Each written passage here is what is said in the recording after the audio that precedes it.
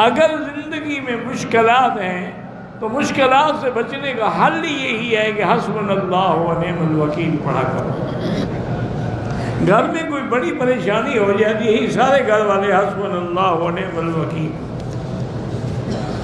دیکھو نا، اس سے بڑی پریشانی کیا ہوگی کہ میدان احد میں قرآن پاک نے خود وہ منظر بیان کیا ہے کہ ایسا حالات ہو گئے کہ ان کے پاؤں ہل گئے، زلزل حتی یقول الرسول متی نصر اللہ الا ان نصر اللہ قریب۔ تو اس وقت بھی پھر صحابہ نے کیا پڑھا؟ حسبنا اللہ و نعم الوکیل۔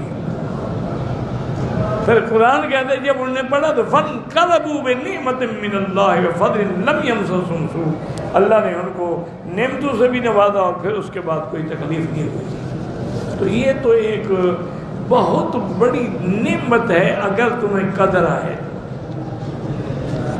بعض اللہ والوں نے کتاب لکھی ہے القول الجمیل فی فضل حسبنا اللہ و نعم الوکیل، کہ اس کے پڑھنے کے کیا کیا فائدے ہیں۔ لیکن شرط یہی ہے میرے بھائی کہ جب پڑھو نا تو تنہائی میں اکیلے بیٹھ کے پورے یقین اور پورے اللہ پہ ذات کی طرف تصور کر کے پڑھیں، انشاءاللہ پھر دیکھیں مصیبتیں اڑ جائیں گی۔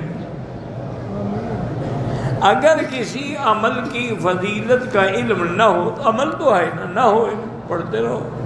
اور یار سب سے بڑا وظیفہ قرآن پڑھا کرو، سب سے بڑا وظیفہ درود شریف پڑھا کرو، سب سے بڑا وظیفہ لا الہ الا اللہ محمد رسول اللہ کلمہ پڑھا کرو، اس سے بڑا کوئی روحانی علاج نہیں۔